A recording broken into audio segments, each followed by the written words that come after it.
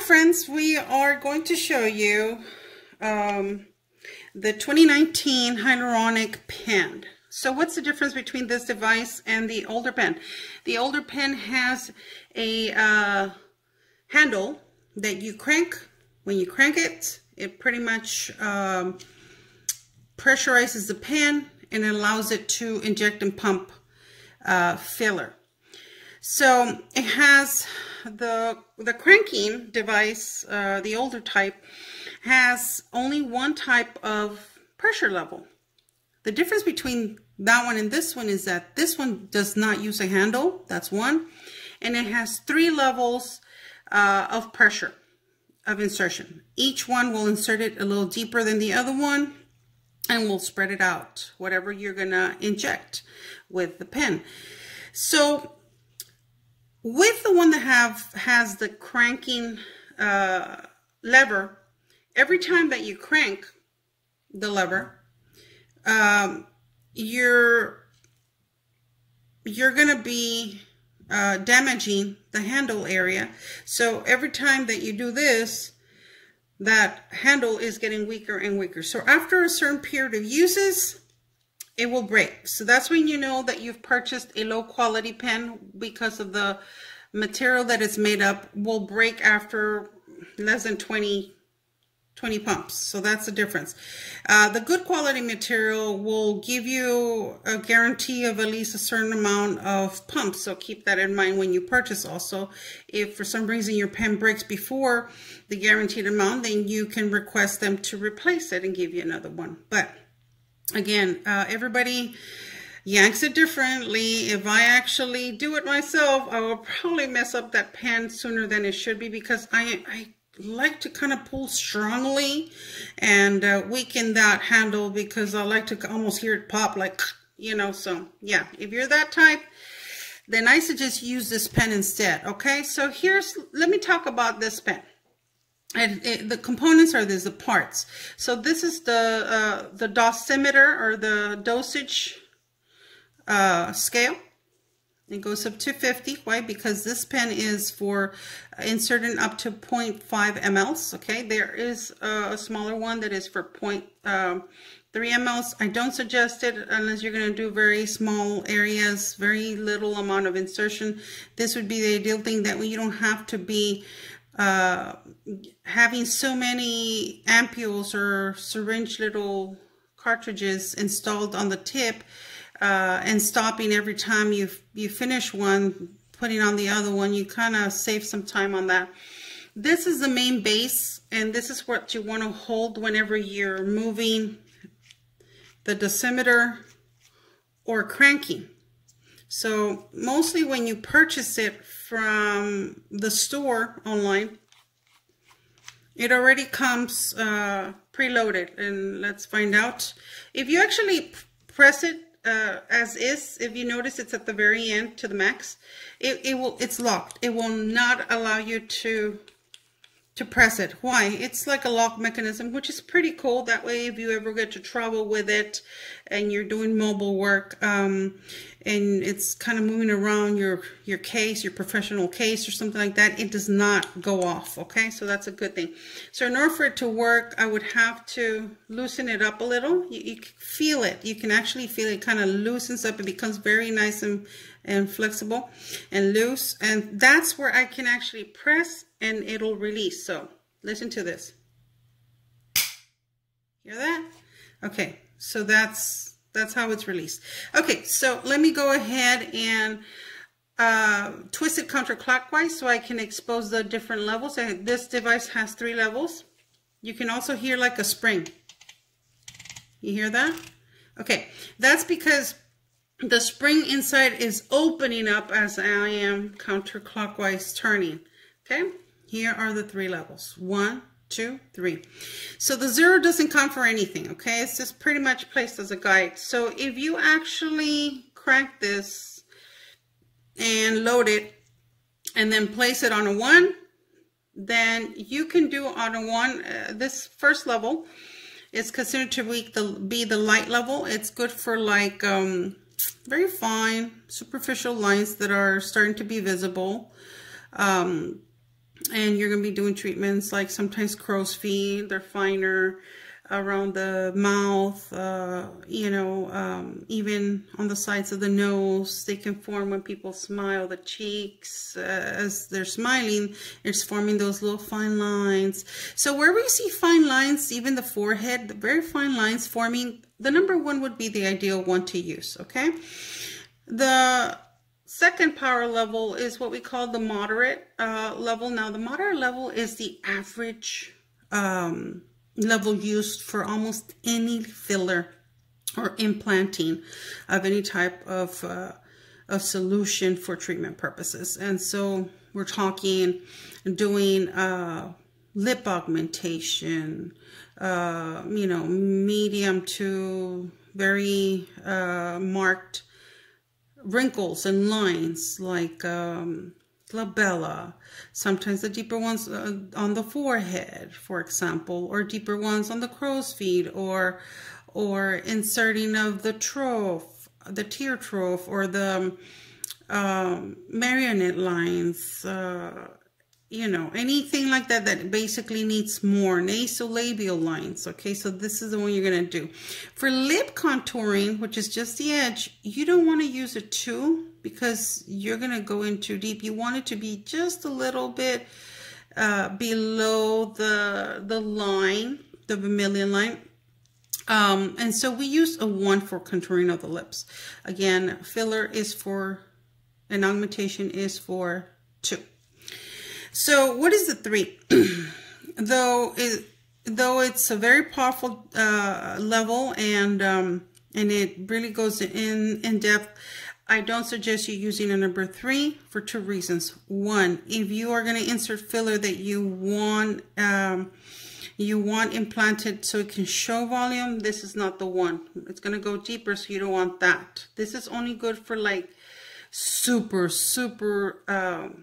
marked lines where even when you stretch the skin, you can still see the crease there. It does not want to go away.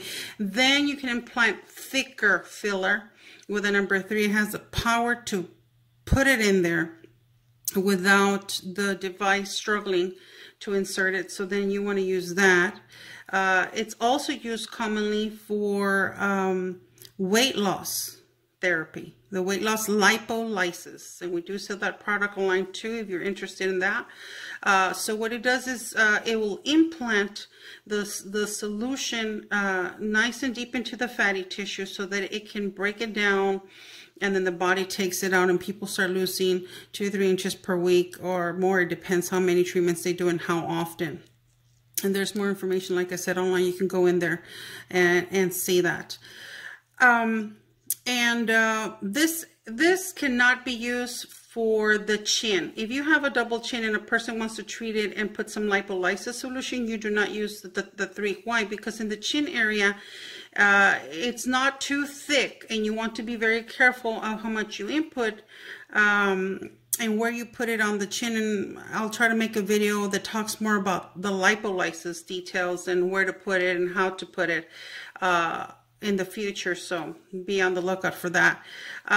So let's say I'm going to treat the person on the chin, then I want to use a number 2. That way it goes deep, but not too light, not too like right superficial, but not too deep to where it will, you know, break down fat that is in the lower end of the dermis. So it kind of go in the middle, because we want burning fat that is going to be noticeable right away. And also you don't want it getting close to any type of thyroid glands or anything that has to do with mandibular glands, etc. Okay, so what we want to do is we want to load up the pen. So I'm going to go ahead and crank. Once it's at a 3, the first thing I want to do is crank. So here we go. Clockwise. Until you hear it pop. You're going to hear it click. You hear that? Okay. Now I pressed a little bit more to the max. Remember, if I do that, it locks. Okay? So I want to release it a little. There you go. And now it's ready to be placed on the power level that we want. So I'm going to go down and put it on a 1. There you go. So I press and it releases. Okay, let's do it again. Always to the 3. Crank.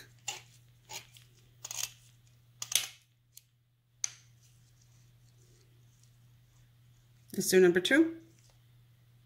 A little stronger. Crank again.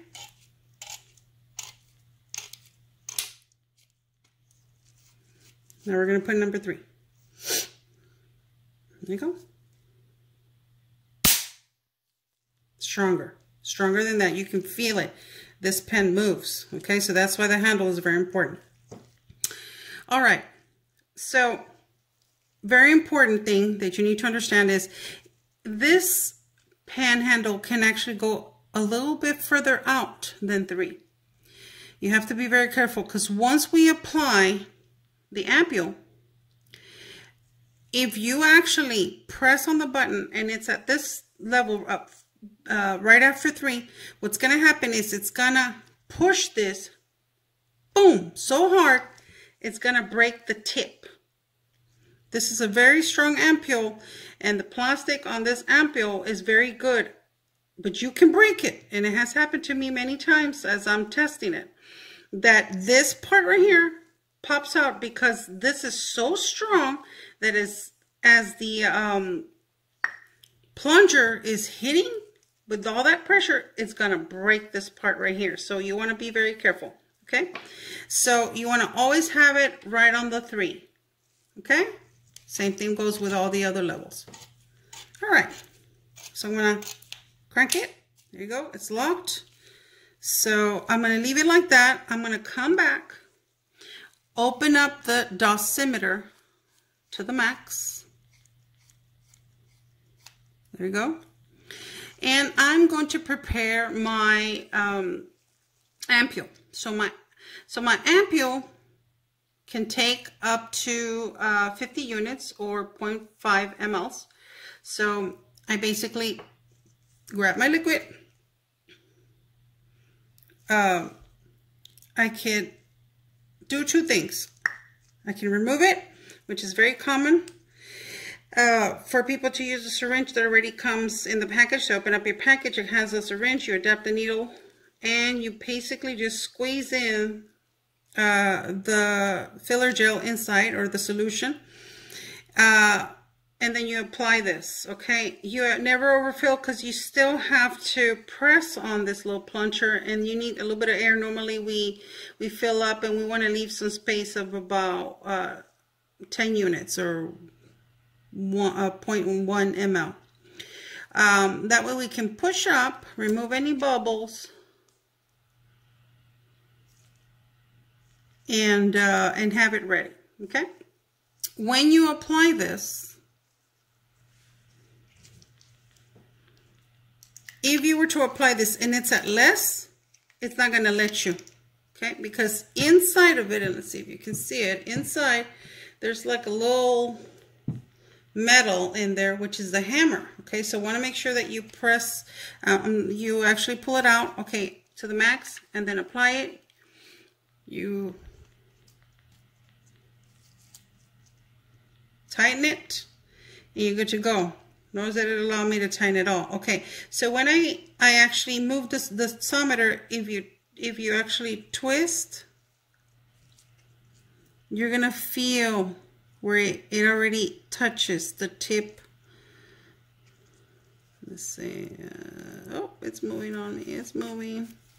There you go. Okay, I moved it.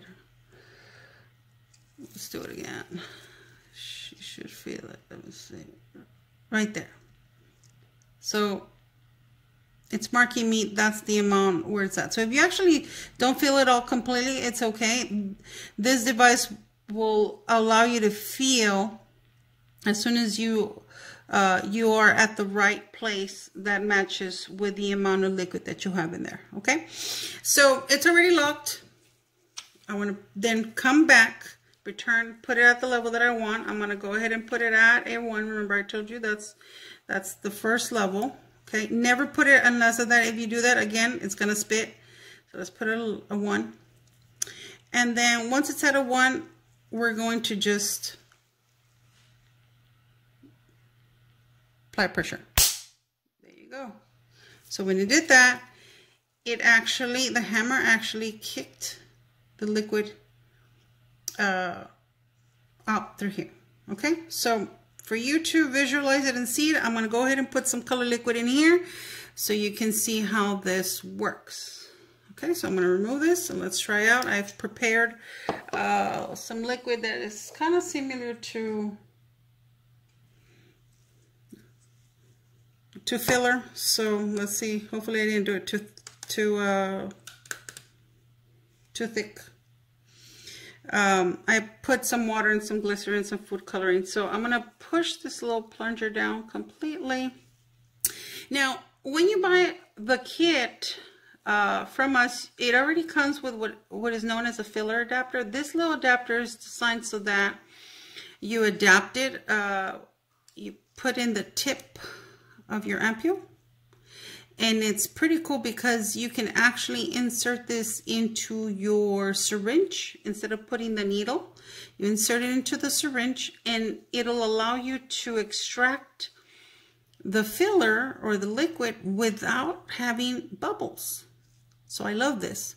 This can be used with filler if you wanted to. Just keep in mind that exposure is very important. If you actually expose this, it can, like everything, it can create bacteria.